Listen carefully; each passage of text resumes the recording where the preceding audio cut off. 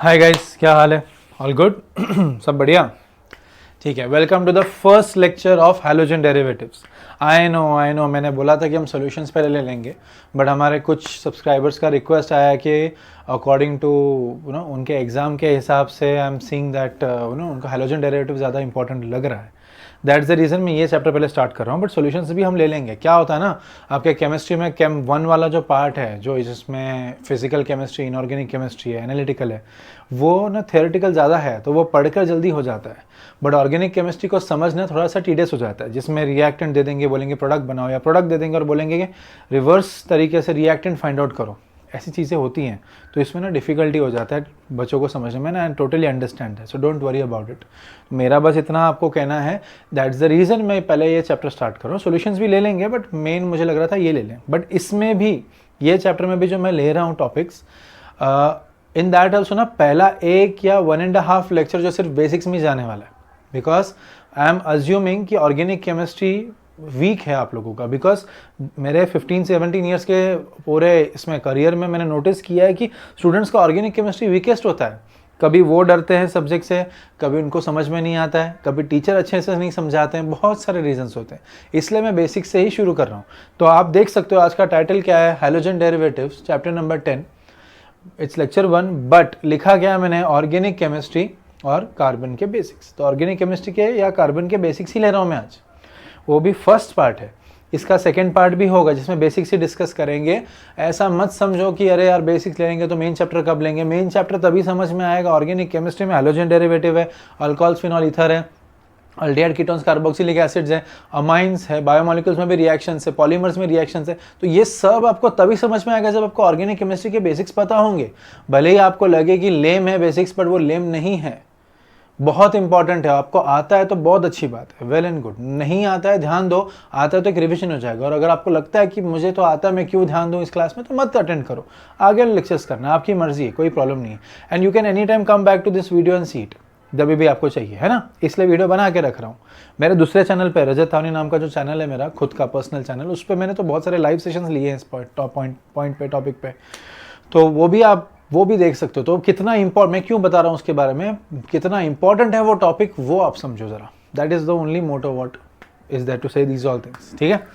All right, चलो। तो आज हम डिस्कस करेंगे ऑर्गेनिक केमिस्ट्री के बेसिक्स, बेसिकली कार्बन के बेसिक्स, जिसमें कार्बन का बॉन्ड फॉर्मेशन कैसे होता है, क्या होता है, एंड कार्बन वर्सेटाइल एटम क्यों है, इतना फ्लेक्सिबल क्यों है नेचर में, ये सारी चीजें हम डिस्कस करेंगे आज, ठीक है।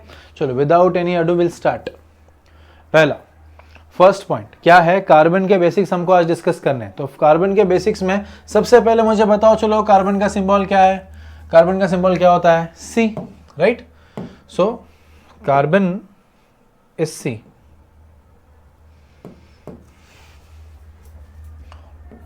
सी एटॉमिक नंबर कार्बन का कितना होता है, what is the atomic number, 6। तो ये 6 का डिस्ट्रीब्यूशन कैसा है, ओके, एटॉमिक नंबर 6। वैसे तो एटॉमिक नंबर किस पे डिपेंड होता है, एटॉमिक नंबर ऑफ इलेक्ट्रॉन्स पे, राइट। तो ये this are nothing but number of electrons. और एटॉमिक नंबर का सिंबल क्या होता है, Z। एटॉमिक मास की बात करें तो कितना होता है कार्बन का, we have seen 12 also, we have seen 13 also, we have seen 14 also. तो ये 12, 13, 14 तीन कैसे, तो मैक्सिमम अकरेंस 12 का ही होता है। 13 और 14 दो आइसोटोप्स है, जिसमें 13 लीस्ट होता है और 14 का परसेंटेज वाइज अकरेंस ज़्यादा होता है एज कम्पेयर टू 30। सो अगर मैं बात करता हूँ about the occurrence of these, तो हाईएस्ट अमाउंट होता है कार्बन 14 का, हाईएस्ट, सॉरी कार्बन 12 का हाईएस्ट अमाउंट होता है, फिर आता है कार्बन 14 और सबसे कम आता है कार्बन 30। तो ये डिस्ट्रीब्यूशन होता है, मतलब ये इनका अमाउंट का आप लॉजिक लगा के रख सकते हो, ठीक है। तो कार्बन आइसोटोप्स देखो, नेक्स्ट पॉइंट में आइसोटोप्स देखो, कार्बन में आइसोटोप्स है ना, ये 3 आइसोटोप्स है, कार्बन 12, कार्बन 13, कार्बन 14। और इन्हीं का रिप्रेजेंटेशन कैसे होता है, रिप्रेजेंटेशन की अगर बात करें तो ऐसे 3 आइसोटोप्स। रिप्रेजेंटेशन की अगर बात करो तो कैसा होगा, C12 6, C13 6 and C14 6। Now I hope आपको आइसोटोप्स का मतलब पता हो, नहीं भी पता है तो ध्यान दे दो, फटाक से बता देता हूँ। आइसोटोप्स क्या होता है, isotopes can be defined as different atoms of same element. ये कोई एक ही एलिमेंट का है, कौन सा एलिमेंट का है, कार्बन का ही है ना। Different atoms of same element having same atomic number but different atomic mass. These are known as isotopes. इन 3 आइसोटोप्स में से कार्बन 14 जो है रेडियो एक्टिव होता है, हाईली अनस्टेबल होता है। इसका रेडियो एक्टिविटी की वजह से इसका हाफ लाइफ होता है 5730 ईयर्स का, और इसको यूज़ किया जाता है in a process known as carbon dating. ठीक है, तो अगर इनके डिस्ट्रीब्यूशन की बात करें, अब इसमें अगर मैं इन्हीं तीनों को कंपेयर करता हूँ, so carbon, carbon and carbon, मैं बस इनके प्रॉपर्टीज़ को कंपेयर करता हूँ, आइसोटोप्स की बात हो ही रही है तो ठीक है। तो हम एटॉमिक मास ले लेते हैं, इसका 12 है, इसका 13 है, इसका 14 है। एटॉमिक नंबर ले लेंगे 6 6 6, तो नंबर ऑफ इलेक्ट्रॉन्स कितने होंगे, एटॉमिक नंबर के इक्वल ही होंगे 6 6 एंड 6। नंबर ऑफ प्रोटॉन्स की बात करेंगे तो कितने होंगे, same as number of electrons, but number of neutrons जो है वेरी हो रहा है। देखो ये इसमें न्यूट्रॉन्स का नंबर कैसे होता है, a माइनस जेड होता है, 12 minus 6 6, 13 minus 6 7 and 14 minus 6 8।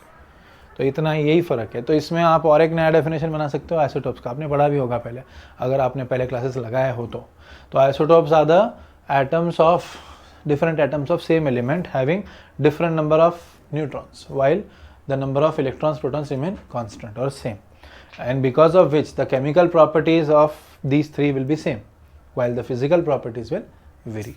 Why chemical properties same क्यों है, because chemical property किस पे depend करती है, it depends on the number of electrons, right?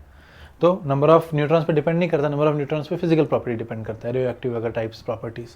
मतलब क्या है, मतलब अगर मैं CO2 बनाऊँ तो CO2 12 वाला भी बन सकता है कार्बन का, और कार्बन 14 का भी CO2 ही बनेगा। तो ये दोनों को केमिकल नेचर देखो सेम है ना, मतलब एक कार्बन ने 2 ऑक्सीजन के साथ कंबाइन किया, इधर भी एक कार्बन ने 2 ऑक्सीजन के साथ कंबाइन किया, इर्रेस्पेक्टिव कि ये कार्बन 12 और ये कार्बन 14 है, राइट? Do you understand? ठीक है, तो ये है आपका आइसोटोप्स का पॉइंट। और रिप्रेजेंटेशन के टाइम पे हमने क्या किया है, यहाँ पर हमने यूज़ किया है सिंबल। वो ऊपर की तरफ मैंने लिखा है एटॉमिक मास, नीचे की तरफ लिखा है एटॉमिक नंबर। ये एक आइडियल वे होता है किसी भी एटम को रिप्रेजेंट करने का।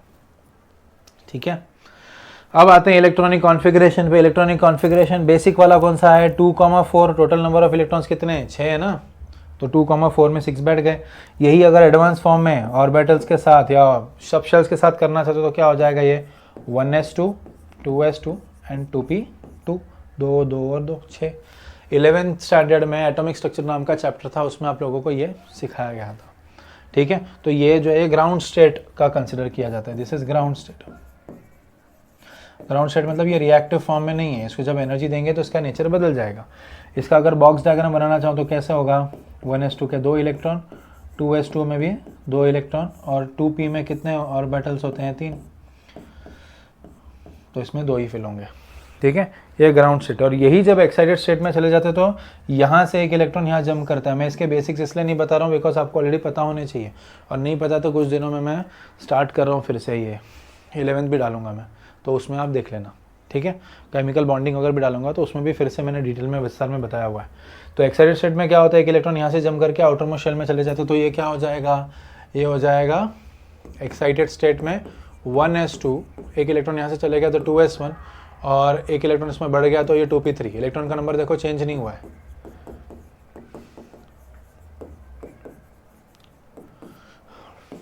और इसमें 2 इलेक्ट्रॉन, इसमें 1 इलेक्ट्रॉन, और इसमें 3 इलेक्ट्रॉन्स, 1 1 एंड 1। ठीक है, तो यहाँ पर एक इलेक्ट्रॉन की कमी है, यहाँ पर एक कमी है, यहाँ पर एक कमी है, और यहाँ पर तो 4 इलेक्ट्रॉन्स का रिक्वायरमेंट है, इसलिए वैलेंसी कितनी हो गई, 4। ठीक है, वैलेंसी हो गई 4। ठीक है, और इधर से भी देख सकते हो ना, इसकी भी वैलेंसी 4 ही हुई है, बिकॉज 2,4 ये शेल की कैपेसिटी 4 इलेक्ट्रॉन्स की है। ठीक है, 4 इलेक्ट्रॉन्स की कैपेसिटी होने की वजह से, सॉरी 8 इलेक्ट्रॉन्स की कैपेसिटी है, तो इसमें 4 ही बैठे ना, तो 4 बैठे तो 4 रिमेनिंग है ना, तो वो 4 फिल होंगे या तो रिलीज होंगे, तो दोनों केसेस में या तो शेयर होंगे, तो तीनों केसेस में वैलेंसी 4 ही हुई। ठीक है, तो ये कुछ बेसिक्स हैं कार्बन के। एक्चुअली ये वाला पार्ट हम लोग आगे यूज़ करेंगे जब मैं आज आपको हाइब्रिडाइजेशन बताऊंगा। ठीक है, ओके, समझ में आ गया? थोड़ा मैं हट जाता हूँ, देख लो एक बार। इसमें कार्बन का एटम भी बना देता हूँ। ये कार्बन का न्यूक्लियस है, इसमें 6 प्रोटॉन्स, समझो मैं C12 बना रहा हूँ, तो 6 प्रोटॉन्स एंड 6 न्यूट्रॉन्स बना दिया मैंने। इस पे 2 शेल्स, ये इलेक्ट्रॉन्स, यहाँ पर 2 इलेक्ट्रॉन, यहाँ पर 4 इलेक्ट्रॉन। बहुत बेसिक वाला स्ट्रक्चर है ये, जो हम सब जानते हैं। ऑन पर्पस ये बना रहा हूँ ताकि आप लोगों को थोड़ा रिलेटेबल लगे, ठीक है। सो इट इज़ ऑब्जर्व्ड कि कार्बन जो है वो एक वर्सेटाइल एलिमेंट है, it's highly versatile element. Versatile का मतलब क्या होता है, ये मल्टीपल टाइप के रिएक्शंस करवा पाता है, जो चाहे वो रिएक्शन कर सकता है, it can react with anything and everything, ठीक है। तो ये वर्सेटाइल नेचर क्यों है, इनफैक्ट ये वर्सेटाइल नेचर होने की वजह से ही carbon has the capability to form millions of compounds and millions of different type of compounds. Number में तो बिलियंस में चले जाते हैं, नंबर ऑफ कंपाउंड ट्रिलियंस में चले जाएंगे, ठीक है, but the type of compounds are millions, ठीक है। तो माय पॉइंट इज कि इतने सारे कंपाउंड्स क्यों बना पाता है, क्योंकि कार्बन नियरली सबके साथ बॉन्ड कर पाता है, ठीक है। वो यूनिक प्रॉपर्टी है कार्बन की, और उसके लिए 4 रीजंस है। सबसे पहला रीजन है small size of carbon, second है कोवैलेंसी, थर्ड है टेट्रावैलेंसी एंड फोर्थ है कैटिनेशन। एक एक करके चारों डिस्कस करते हैं। सबसे पहले स्मॉल साइज, अभी मैंने पहले आपको बताया कार्बन का साइज देखोगे सिर्फ 2 शेल्स है कार्बन में। ऑर्बिटल्स के मामले में बात करो तो तीन सब शेल्स है, ऑर्बिटल्स 1, 2 एंड 3, 5 ऑर्बिटल्स है, बहुत छोटा है। तो छोटा होने की वजह से ना ये बाकी एटम्स के लिए ना इंटरप्शंस कॉज नहीं करता, अड़चने कॉज नहीं करता। दूसरा एटम अगर कोई इसके साथ बॉन्ड करना चाहता है तो आसानी से हो जाता है। सिलिकॉन इसी का भाई है ना, इसी के कॉलम में पिरियोडिक पीरियोडिक टेबल में नीचे की तरफ आता है। तो उसमें जैसे कार्बन बेस्ड लाइफ है, बिकॉज उसमें वो 4 प्रॉपर्टीज़ है, जो मैंने 4 प्रॉपर्टीज़ बताया यहाँ पर। तो कार्बन बेस्ड लाइफ इसलिए है बिकॉज ये 4 प्रॉपर्टीज़ है, इसमें इतने सारे वर्सेटाइल कंपाउंड्स बनाता है। वैसे ही scientist are behind searching silicon based life, कि उनको लगता है कि सिलिकॉन बेस्ड लाइफ भी हो सकता है, क्योंकि सिलिकॉन की वैलेंसी 4 है, कार्बन की भी 4 है, ठीक है। तो सिलिकॉन बेस्ड लाइफ होना चाहिए, बट सिलिकॉन का एटम साइज बड़ा है, जिसकी वजह से possibility of silicon to form millions of compound is less, that is what I am saying, ठीक है। तो सिलिकॉन बेस्ड लाइफ हो सकता है फ्यूचर में हमको मिले, अभी तक तो हमने डिस्कवर नहीं किया। सो बेसिकली सबसे पहला स्मॉल साइज है कार्बन, जिसके वजह से ही कार्बन में इतनी फ्लेक्सिबिलिटी है। छोटा है तो बाकियों के साथ ज़्यादा इंटरैक्ट भी नहीं करता वो, मतलब दूसरे ग्रुप्स वगैरह आ जाते हैं। फॉर एग्जांपल एक कार्बन के साथ एक CHO ग्रुप कनेक्टेड है, ओके। कार्बन के साथ समझो ये CH3 है और यहाँ CHO है, तो ये कार्बन के साथ ही ये CHO का बॉन्ड प्रेजेंट है। तो C के साथ H भी और O भी है, तो ये कार्बन या ये कार्बन इस O के साथ अफेक्ट नहीं होगा, ओके। भले O का इंटरेक्शन भी जो भी है, बट बिकॉज कार्बन का साइज छोटा होता है। तो सबसे पहला reason carbon can form multiple और millions of compounds, it's because of its versatile nature, and the main reason is, और the first reason is small size. I hope you understood this, ठीक है। नेक्स्ट पॉइंट पे आते हैं अभी covalency, ठीक है। तो अभी कोवैलेंसी कैसे वर्क करता है ज़रा ध्यान देना। ये हमारा कार्बन है, ठीक है। कार्बन का एटॉमिक नंबर 6 है, तो 6 का मतलब क्या हुआ, इसके पास है 6 प्रोटॉन्स एंड 6 इलेक्ट्रॉन्स, दोनों है, ठीक है। अब इसकी वजह से इसका जो नेट चार्ज है वो क्या है, प्रोटॉन्स की वजह से +6 होगा, इलेक्ट्रॉन्स की वजह से -6 होगा, नेट चार्ज 0 हो गया। तो दिस इज इलेक्ट्रिकली न्यूट्रल, तो इस पर कोई चार्ज नहीं है, 0 है ये, ठीक है। अब क्या करता है carbon, tries to form bonds, ठीक है, दूसरों के साथ। तो सबसे पहले हमको जो आयनिक बॉन्ड का कंसेप्ट पता है, उसी कंसेप्ट से वो बॉन्ड बनाने की कोशिश करता है। तो सबसे पहले हम कंसिडर करते हैं कंडीशन जिसमें वो 4 इलेक्ट्रॉन्स, इसका इलेक्ट्रॉनिक कॉन्फिगरेशन 2,4 है, तो आई कंसिडर कि वो 4 इलेक्ट्रॉन्स को डोनेट कर रहा है। सो इट रिलीजेस 4 इलेक्ट्रॉन्स, निकाल दिया। तो कार्बन क्या हो गया, अब कार्बन हो गया ऐसा सब्सटेंस जिसमें सिर्फ 2 इलेक्ट्रॉन्स बचे हुए हैं, ठीक है। ये 0 था चार्ज, अब इसके पास सिर्फ 2 इलेक्ट्रॉन बचे हुए, 4 तो चले गए ना, तो 6 प्रोटॉन जो पहले थे, those are not equal to 2 electrons. तो नेट चार्ज के नाम पे क्या हो जाएगा, इसका +6 होगा एंड -2 होगा, तो बचा क्या, +4। तो नेट चार्ज में यहाँ लिख सकता हूँ +4, ठीक है। तो +4 हो जाना चाहिए, बट एटम कार्बन का बहुत छोटा है और उस पर इतना बड़ा charge. There are atoms which have this charge, magnesium नहीं, मैंगनीज वगैरह के पास तो +7 तक चार्जेस रहता है, KMnO4 में +7 होता है उसका। तो बेसिकली इतना हाई चार्ज वाले भी एटम्स है, बट ये छोटा एटम है, तो ये उतना हाई चार्ज हैंडल नहीं कर पा रहा है। तो because it is not able to handle this high charge, ये बन जाता है अनस्टेबल। और ये जो इलेक्ट्रॉन का गिविंग टेकिंग चल रहा है, ये क्यों चल रहा है, ताकि स्टेबिलिटी अटेन हो। बट अनस्टेबल हो गया तो ये होगा ही नहीं, ये नहीं बनने वाला। क्यों नहीं बनने वाला है, बिकॉज अनस्टेबल है, तो मतलब carbon is incapable of donating 4 electrons. Instead of that carbon देखते हैं क्या और क्या कर सकता है, लेट्स सी। अभी डोनेट तो नहीं कर पा रहा है कार्बन का प्रॉब्लम भी क्या है ना, कार्बन एग्जैक्ट 4 इलेक्ट्रॉन है उसके पास, तो उसकी आउटर मोस्ट शेल की कैपेसिटी 8 इलेक्ट्रॉन की होती है, तो या तो वो 4 देगा तो 4 लेगा। इट्स नॉट लाइक 4 से ज़्यादा है या 4 से कम है। 4 से कम होता तो इलेक्ट्रॉन छोड़ ही देता, 4 से ज़्यादा होता तो इलेक्ट्रॉन और एक्सेप्ट करता, बट इसके पास एग्जैक्ट 4 है, सेंटर है, तो सेंटर में आ रहा है जिसकी वजह से वो ना इलेक्ट्रॉन डोनेट कर पा रहे ना ढंग से ले पा रहा, उसको समझ नहीं आ रहा क्या करना है, तो उसने डोनेट करके देखा, काम नहीं हुआ, ठीक है। अब वो लेकर देखेगा 4 इलेक्ट्रॉन, ठीक है। इट इज एक्सेप्टिंग 4 इलेक्ट्रॉन्स, कर दिया एक्सेप्ट 4 इलेक्ट्रॉन, ठीक है। अब 4 इलेक्ट्रॉन एक्सेप्ट करने के बाद क्या हो जाएगा, ये आपका कार्बन है। 4 इलेक्ट्रॉन एक्सेप्ट किया तो कितने हो गए टोटल इलेक्ट्रॉन्स, कितने थे पहले 6 थे ना, 4 एक्सेप्ट कर लिए, कितने हो गए 10 हो गए। मतलब क्या हो गया, यहाँ पर प्रोटॉन्स का नंबर तो चेंज नहीं होता, प्रोटॉन डोनेट एक्सेप्ट होता नहीं, तो 6 प्रोटॉन्स है again which is not equal to 10 electrons. और नेट चार्ज क्या हो जाएगा, +6 for protons and -10 for electrons, मतलब ही तो नेट चार्ज बचा है वो कितना है -4, तो इस पे आ जाएगा -4। फिर वही सिनेरियो है, इतना हाई चार्ज इतने छोटे से एटम पे होने की वजह से ये हो जाता है अनस्टेबल। क्या हो जाता है, अनस्टेबल चीज़ों के साथ क्या किया जाता है, उनको बनाया नहीं जाता, और बना दिया तो इमीडिएटली डिग्रेड हो जाता है, अब इसमें बनेगा ही नहीं, तो ये भी एक्सेप्टेबल नहीं है। तो अब तो प्रॉब्लम ये हो गया कि अभी तक तो हम लोग डिस्कस कर रहे थे यार कार्बन ऐसा है कार्बन वैसा है, it has so flexible nature और we were happy seeing that, right. तो अब क्या हो गया, व्हाट हैपेंड सडनली, अभी हम क्या करेंगे, ठीक है। तो अभी हम लोग उसका नेक्स्ट नेचर देखते हैं, क्योंकि वो इलेक्ट्रॉन ले भी नहीं सकता, दे भी नहीं सकता है, मतलब आयनिक बॉन्ड तो फॉर्म नहीं कर सकता, मतलब it is actually capable of doing something else, तीसरी चीज जो उसको ज्यादा फ्लेक्सिबल बनाती है। इंस्टेड ऑफ गिविंग और taking electron, carbon shares all the 4 electron, वो हमेशा उतने इलेक्ट्रॉन ही शेयर करते हैं कभी कोई भी सब्सटेंस जितने उसको रिक्वायर्ड होते हैं, तो उसको रिक्वायर्ड 4 इलेक्ट्रॉन, तो उसने शेयर कर दिया 4 इलेक्ट्रॉन, और ये शेयरिंग से जो बॉन्ड बनता है उसको क्या बोलते हैं, कोवैलेंट बॉन्ड। इसीलिए मैं बता रहा हूं कि कार्बन शोज कोवैलेंसी, ओके। तो शेयरिंग इलेक्ट्रॉन से कोई दिक्कत हुई नहीं, एक्सेप्टेबल। तो शेयरिंग इलेक्ट्रॉन से कंपाउंड स्टेबल भी हो गया या कार्बन स्टेबल भी हो गया, और उस पर एक्चुअली चार्ज ही नहीं आया, कोई जो चार्ज था वो मेंटेन रहा। इसीलिए कार्बन इलेक्ट्रॉन डोनेट भी नहीं करता, एक्सेप्ट भी नहीं करता, instead it shares electrons. It is the most convenient way carbon can form a bond. But you know, इस चीज़ का ही फायदा है कि carbon actually as it is sharing electron, it becomes very easy for carbon to form bond with anything.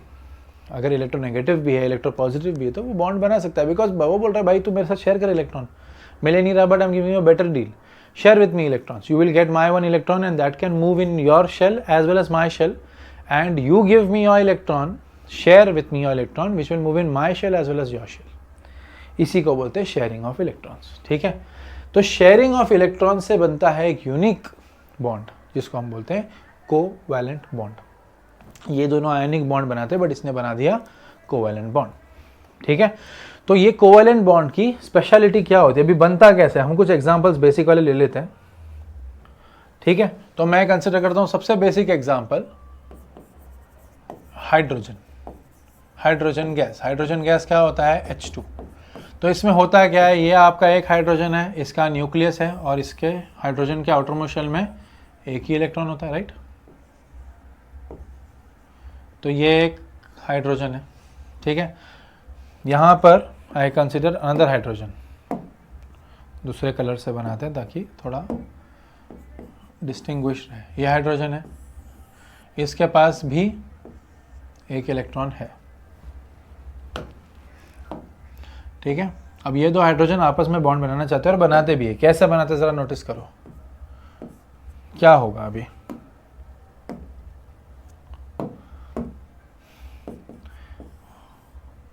As both are hydrogens, वो give और take off electron नहीं कर सकते क्योंकि उनके इलेक्ट्रोनेगेटिविटी में फ़र्क नहीं है। अगर इलेक्ट्रोनेगेटिविटी में फ़र्क होता है तो ही give and take of electrons हो पाता है, otherwise give and take of electrons होगा ही नहीं। तो as both are same atoms, तो give and take of electrons possible नहीं है। तो इंस्टेड वो क्या करते हैं, शेयर करते इस तरह से, ठीक है। तो ये एक इलेक्ट्रॉन है जो फिल्ड है, जो ग्रीन वाले का है, और ये जो हॉलो है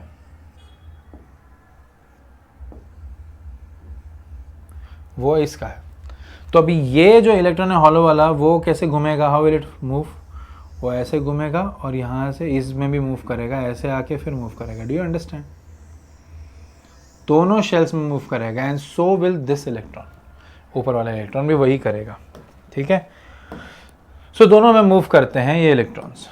सो इसका मतलब दोनों को फीलिंग आता है कि भाई हम में फुल्ली फिल्ड शेल्स हैं। मतलब दो, अभी ये देखो दोनों हाइड्रोजन का वैलेंसी 1 ही है ना, एक ही इलेक्ट्रॉन उसको चाहिए क्योंकि ड्यूप्लेट बना रहा है ये फर्स्ट शेल। तो इस हाइड्रोजन को भी लग रहा है कि 2 इलेक्ट्रॉन है मेरे पास, इसको भी लग रहा है 2 इलेक्ट्रॉन है मेरे पास, तो बन गया, बॉन्ड बन गया। ठीक है, सो बेसिकली ये तो हो गया अंडरस्टैंडिंग वाला पार्ट। इसका हम लोग एक स्ट्रक्चर बनाते हैं जिसको हम लोग बोलते हैं इलेक्ट्रॉन डॉट स्ट्रक्चर, जिसमें या लिविस स्ट्रक्चर, जिसमें हम लोग प्रॉपर्ली डिस्क्राइब करते हैं। तो ये हाइड्रोजन है, ये इसका एक इलेक्ट्रॉन है, ये दूसरा हाइड्रोजन है, ये इसका एक इलेक्ट्रॉन है। इस हाइड्रोजन ने ये इलेक्ट्रॉन को शेयर करवा दिया खुद के साथ और खुद का इसके साथ शेयर किया, और इस हाइड्रोजन ने भी शेयर किया। तो कैन यू सी दिस, दिखाई दे रहा है आपको? तो ये जो कॉमन में, मतलब ये वेन डायग्राम टाइप बना है, तो ये दोनों ना कॉमन में है, इसके पास भी है, इसके पास भी है, और इन दोनों के ड्यूप्लेट्स खत्म हो गए, कंप्लीट हो गए। ठीक है, मतलब ही ये बनता है क्या, हाइड्रोजन सिंगल बॉन्ड हाइड्रोजन, मतलब ही H2।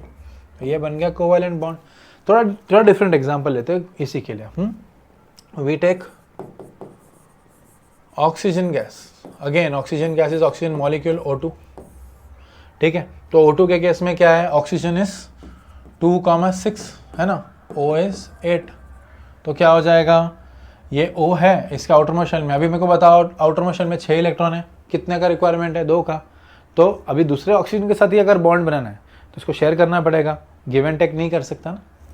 तो बेसिकली 6 इलेक्ट्रॉन, 2 इलेक्ट्रॉन का रिक्वायरमेंट है, तो शेयर कितना करेगा, 2 इलेक्ट्रॉन। ठीक है, तो ये इसके 2 इलेक्ट्रॉन, ये दूसरे 2 इलेक्ट्रॉन, ये 2। तो आउटरमोस्ट शेल में जितने इलेक्ट्रॉन होते हैं उतने ही हम लोग इधर इलेक्ट्रॉन डॉट स्ट्रक्चर में बनाते हैं। और ये आपका दूसरा ऑक्सीजन है, ये इसके 2 इलेक्ट्रॉन, इसके 2 और ये 2। तो ये क्या करेगा, ये अपने 2 इलेक्ट्रॉन इसके साथ शेयर करवाएगा और इसके 2 इलेक्ट्रॉन शेयर करेगा खुद के साथ, और यहाँ पर भी वही होगा। तो you see how many pairs of electrons are being shared, 1 pair and 2 pair. यहाँ पर 1 पेयर शेयर हो रहा था, जिसकी वजह से यू कैन ऑब्जर्व कि सिंगल बॉन्ड बना था। यहाँ पर 2 पेयर शेयर हो रहे थे, you can say this oxygen and this oxygen, they form double bond. See, ठीक है, इसलिए बन गया ये O2। तो डबल कोवैलेंट बॉन्ड बन रहा है यहाँ पर। तीसरा एग्जांपल और एक ले लेते हैं, that is nitrogen gas. Again nitrogen gas क्या होता है, N2। नाइट्रोजन क्या है, N is 2,5 because N has atomic number 7। तो कितने इलेक्ट्रॉन की रिक्वायरमेंट है, 3। सॉरी, अगर 3 इलेक्ट्रॉन की रिक्वायरमेंट है तो 3 को शेयर करना पड़ेगा।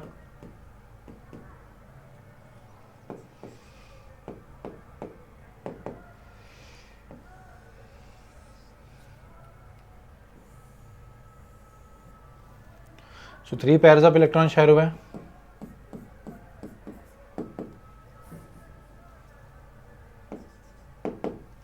ये बन गया N2।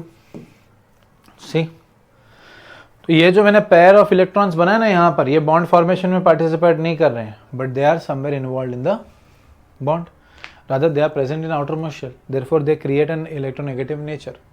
ओके, और ये इलेक्ट्रॉन्स को बोलते हैं लोन पेयर ऑफ इलेक्ट्रॉन्स। क्या बोलते हैं इनको, lone pair, because these are alone वाले पेयर। ये बॉन्ड फॉर्मेशन या बॉन्ड पेयर में, ये बॉन्ड पेयर के ऑफ इलेक्ट्रॉन्स है, उसमें इन्वॉल्व नहीं हो रहे। समझ में आ रहा है ना बॉन्ड कैसे बना है। इधर ये एक वाइट इलेक्ट्रॉन है और यहाँ पर एक ब्लू इलेक्ट्रॉन है, ये ब्लू और ये वाइट। आई होप आप इसके लिए भी वैसे बना सकते हो। तो ये होता है कोवैलेंट बॉन्ड। ठीक है, तो कोवैलेंट बॉन्ड, ये तो चलो मैंने सिर्फ बेसिक वाले कोवैलेंट बॉन्ड ले लिए। कार्बन वाला अगर मैं कोई एग्जांपल लेना चाहूँ तो भी बता सकता हूँ आप लोगों को।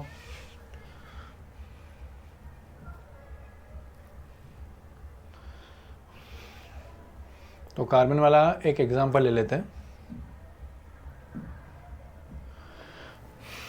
ये आपका कार्बन है, ठीक है। कार्बन क्या कार्बन हमने देखा इलेक्ट्रॉन कॉन्फ़िगरेशन क्या है, 2,4। आउटर मोशन में 4 इलेक्ट्रॉन्स।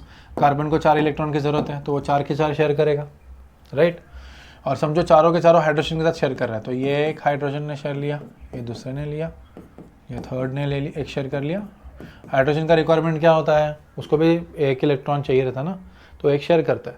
तो कार्बन क्या करता है, उसके बोल रहा है मेरे पास 4 इलेक्ट्रॉन है भाई, तो एक ही शेयर करेगा, तो मैं तो से बॉन्ड नहीं बनाऊंगा। बट फिर हाइड्रोजन क्या करता है, वो चार हाइड्रोजन लेकर आता है और चारों का सेटिस्फैक्शन कर देता है यहाँ पर। तो प्रॉब्लम ही नहीं ना।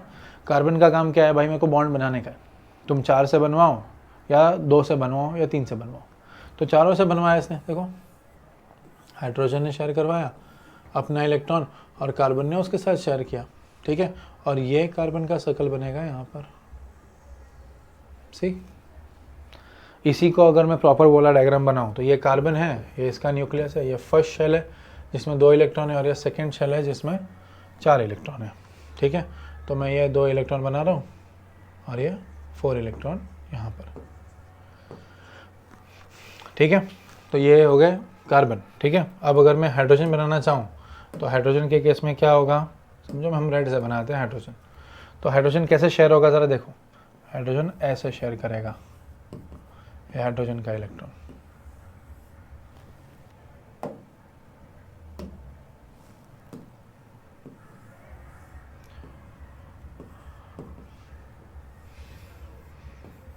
तो अभी इसमें स्पेशलिटी क्या है ज़रा नोटिस करना। ये जो इलेक्ट्रॉन है ना हाइड्रोजन का, ये वाला, ये इस पूरे शेल में घूमेगा और सिर्फ इसी हाइड्रोजन में घूमेगा। ये इलेक्ट्रॉन इस शेल में नहीं जाने वाले, इस हाइड्रोजन के। और उसके साथ ये जो इलेक्ट्रॉन है कार्बन का, ये इस हाइड्रोजन में घूमेगा और इस शेल में घूमेगा। But this electron won't go in any other hydrogen. Same goes for all of the hydrogen. Do you understand?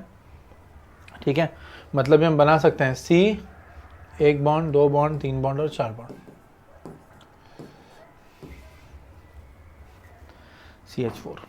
CH4 कौन सा होता है?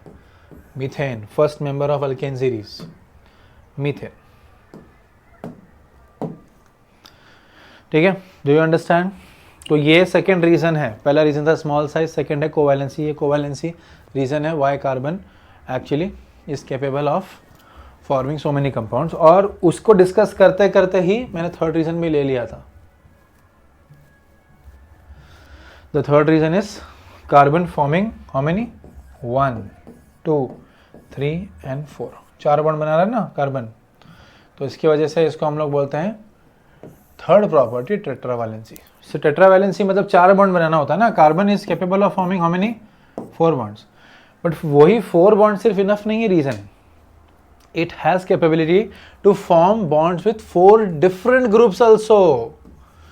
मतलब अगर कार्बन के साथ मैंने चारों हाइड्रोजन अटैच किए तो भी चलेगा, ओके।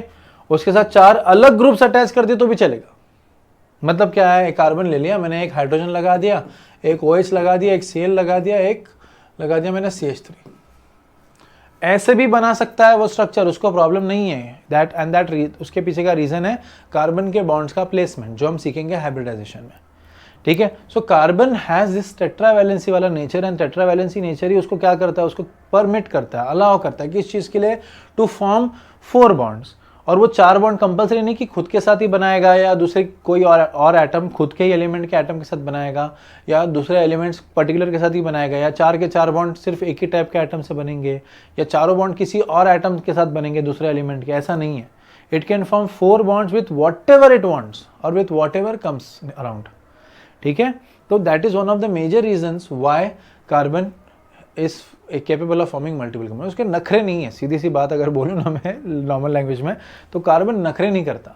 कार्बन बहुत फ्लेक्सिबल है, जिसकी वजह से बहुत कुछ बॉन्ड हो सकता है उसके साथ, ठीक है। तो 4 अलग ग्रुप ले लो, 4 सेम ग्रुप ले लो, 4 सेम एटम्स ले लो, 4 अलग एटम्स ले लो, वो भी चलेगा। ग्रुप ऑफ एटम भी चलेगा। देखो ये ग्रुप ऑफ एटम है, ये ग्रुप ऑफ एटम है, ये H है बाय द वे।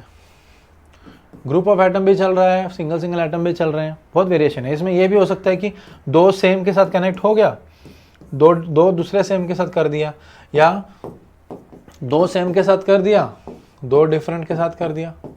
देखो ये इथेनॉल बन गया, ये CH है, ये H, ठीक है। तो माय पॉइंट इज कि कार्बन टेट्रावैलेंसी का नेचर होने की वजह से बहुत फ्लेक्सिबल है, ठीक है।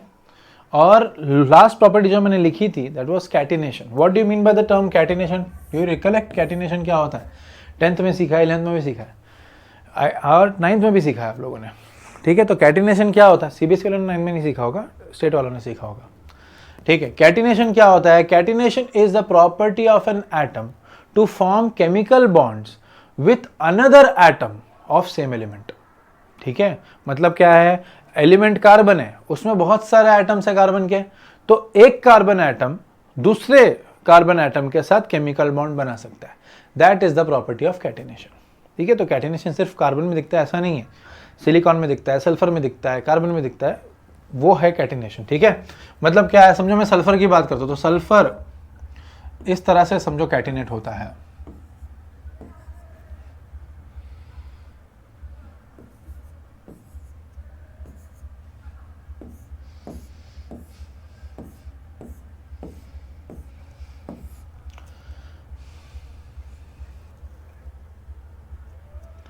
इस तरह से कैटिनेट होता है। ठीक है, तो ये जो आप देख रहे हो सल्फर का स्ट्रक्चर, आई गेस अगर मैं इसको थोड़ा चेंज कर देते हैं, हम लोग एंगल बदल देते हैं, बॉन्ड एंगल, सीखोगे बॉन्ड एंगल के बारे में, विल सी। तो अगर ऐसे बना दिया, ठीक है, तो कितने सल्फर लगे हैं, 8, तो ये एसिड मॉलिक्यूल है, इसको बोलते हैं क्राउन स्ट्रक्चर ऑफ सल्फर। ठीक है, बट आप नोटिस कर रहे हो इसमें सल्फर सल्फर के साथ कनेक्टेड है, तो ये क्या होगा, प्रॉपर्टी ऑफ कैटिनेशन। बट और एक चीज इसमें नोटिस करो, ये सिर्फ सल्फर है और कोई एटम ही नहीं है। ऐसा हो सकता है ना कि भाई दूसरा बॉन्ड किसी और के साथ बना दिया, इधर वैसा भी नहीं है। तो ऐसे स्ट्रक्चर्स, ये तो कैटिनेशन का प्रॉपर्टी तो है ही, बट कैटिनेशन के साथ वो चीज लॉक्ड नहीं है जो मैं आगे बताने वाला हूं। तो कैटिनेशन के ये भी तो हो सकता है ना, देखो मैंने बना दिया,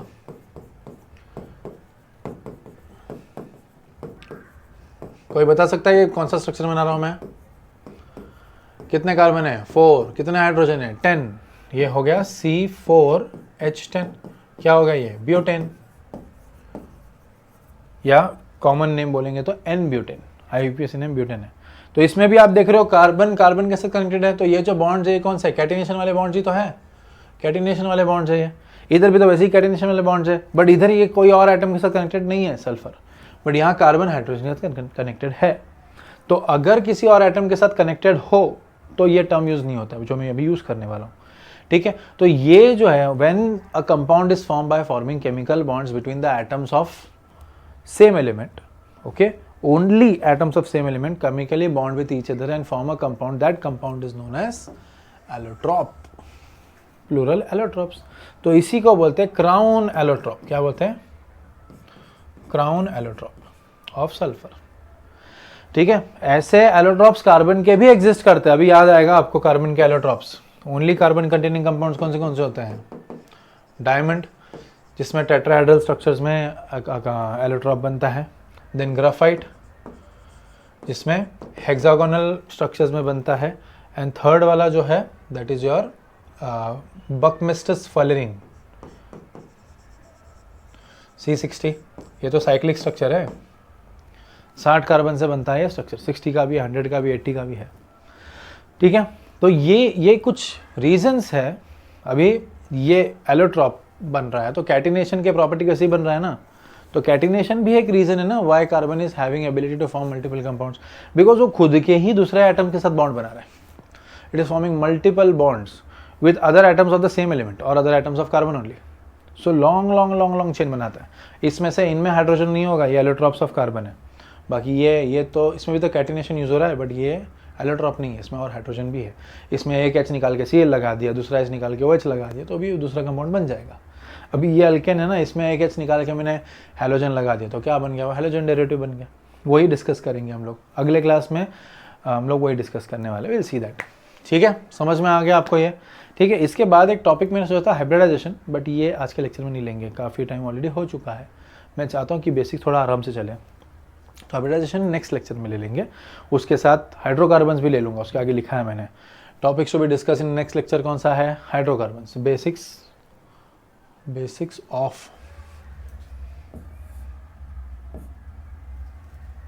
ऑफ चैप्टर 10। तो आई नो हाइड्रोकार्बन्स नहीं है आपको अभी, आई नो हैलोजन डेरिवेटिव, पर डायरेक्ट उस टॉपिक पे जंप नहीं कर सकते। अगर जंप करेंगे तो जिंदगी भर ऑर्गेनिक केमिस्ट्री रटना पड़ेगा, समझ में नहीं आएगा। धीरे धीरे स्टेप बाय स्टेप चलो, थोड़ा टाइम लगेगा, बट मैं गारंटी देता हूँ कि आपको ऑर्गेनिक केमिस्ट्री सबसे अच्छे से आएगा। टेंशन मत करो उस चीज़ का, आई गारंटी यू। बस लेक्चर्स को टाइम टू टाइम अटेंड करो, जैसे पोस्ट होते हैं, जैसे मैं पब्लिश करता हूँ वैसे देख लो, ताकि आप नेक्स्ट लेक्चर के लिए रेडी रहो। बैकलॉग मत रखो प्लीज़। ठीक है, आज के लिए हम लोग स्टॉप करते हैं guys. Thank you so much for attending the lecture, we will continue in next session. Okay, thank you. अरे हाँ, थैंक यू, सॉरी, सुनो, बताना रह गया, मैं सोचा था आपको दिखा भी दूंगा बट नहीं दिखाया मैंने, ठीक है। तो कार्बन के केस में हमने चारों रीजंस देख लिए वाई कार्बन इज फ्लेक्सिबल और वर्सेटाइल, ठीक है। Small size, covalency, tetravalency and catenation, ये चारों रीजंस की वजह से carbon can form millions and millions of compounds, ठीक है। इसीलिए ये 4 रीजंस हैं, that are only reasons for the flexible nature of carbon, ठीक है। Now we stop, thank you.